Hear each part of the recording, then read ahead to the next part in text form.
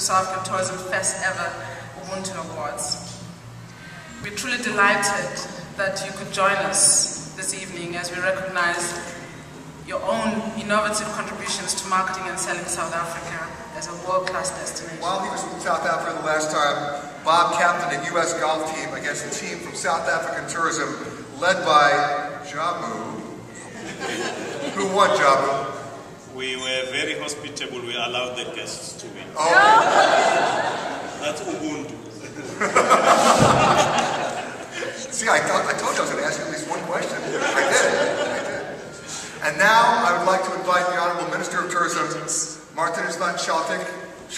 Excuse me, I'm going to get this done. Please join us on stage. He's already here. You beat me. Thank you, sir. Please come up on stage because it's now time to present the Lifetime Achievement Award. The Ubuntu Award for Lifetime Achievement goes to Dave Herbert.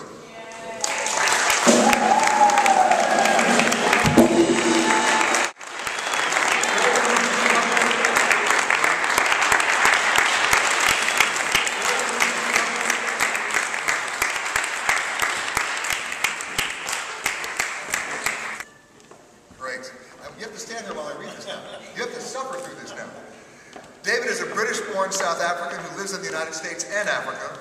He's a confirmed conservationist and environmentalist. He's a leader in the Leave Nothing Behind But Footprints and Take Only Photographs School of Business. Before coming to America, Dave created the first overland tour company, taking cruise ship passengers from Cape Town to Durban. Now that must have been an adventure. That would have been great. Which was followed by a company focused on European inbound travel to South Africa. During the late 70s and into the 80s, Dave divided his time between building the U.S. market share and developing lodges in South Africa, Botswana, and Mozambique. Initially, he converted former hunting camps into wildlife viewing and photography lodges, luring back the wildlife that had literally gone into hiding. An advocate of giving back to Africa, Dave initiated job training programs for hundreds of unskilled workers, thereby creating a workforce with a truly vested interest in preserving the natural habitat and the wildlife. The 1990s saw an explosive growth for Africa Travel Inc. as increasing numbers of very discerning travelers began discovering the African continent in the right way. And that growth continues today, with African Travel's expansion not only as a luxury wildlife safari company, but as a designer of one-of-a-kind experiences such as yoga and spa treatments in the bush. I like that. That's very good. And, of course, cultural encounters, walking tours and safaris, wine tours, combined with these spa tours is amazing. And luxury train trips. Ladies and gentlemen, for his insight and understanding of the need to protect the environment and for his support for a truly sustainable tourism industry for Africa and for South Africa in particular, we hold Dave in high esteem.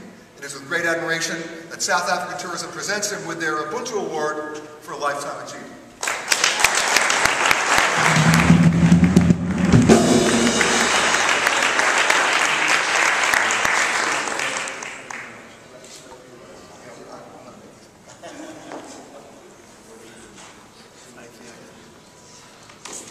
Well, that was a tremendous introduction. Thank you very much, Peter, and I think I'm truly honoured to receive this award and recognition from South African tourism tonight. I'd like to certainly thank the Honourable Minister, the Ambassador, Chairman, and my colleagues at South African Tourism here this evening. I've been very fortunate. My roots go back many years to South Africa, but I still enjoy my home at the Kruger National Park, which enables me to enjoy my love of wildlife and also my love of golf as well. These awards, Lifetime Achievement is certainly a tremendous award for me, but these are sometimes reserved for people about to retire or pass away. Maybe some of my golfing buddies and some of my respected competitors here this evening would like to see me move further down the fairway. But there's no fear of that. My work here is far from done. In fact, I see it as a beginning for better times ahead for us all.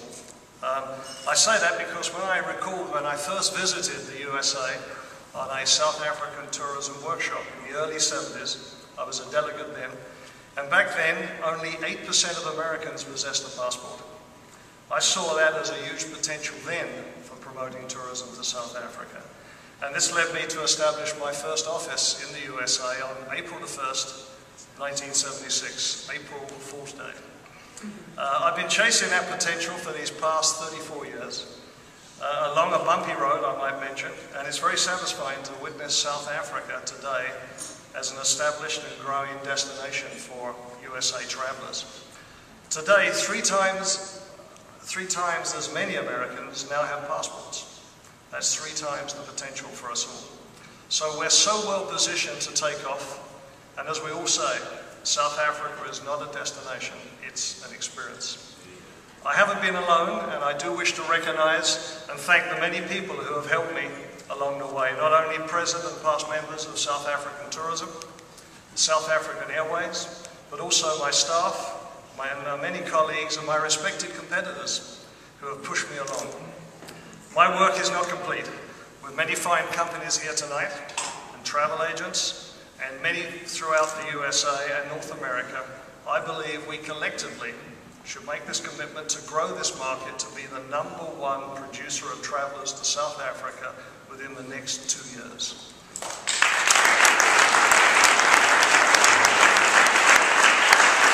This will help the economy, create jobs, improve many Africans' lives. We share a mission to help others. The forthcoming World Cup will showcase South Africa as never before and provide us with added momentum for all our programs. Here's to making South Africa #1, and we'll all be winners. Thank you. Thank you.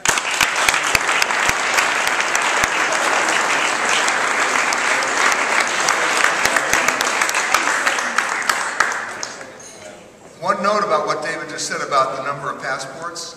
The actual number of Americans who have passports right now is about 26%. It is still an embarrassment. But I'm going to share with you another embarrassment where we can all work together on this, as we need to educate our own countrymen. How many members of the United States Senate and Congress have passports? Yeah, I hear a little bit of inhaling going on over there. You won't like it when I tell you. It's less than 42%. How can we elect people to make policy when they've never left Ohio? So let us be committed to write our elected representatives and at least, at the very least, demand that they show us their passport.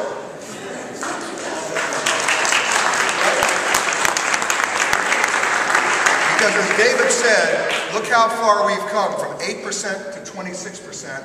We've got a lot more to go. But even if the 26% who have passports would learn more about South Africa, your numbers would triple just based on that. So, David, thank you very much for all your hard work and for reminding us we got a lot more work to do. Thank you very much.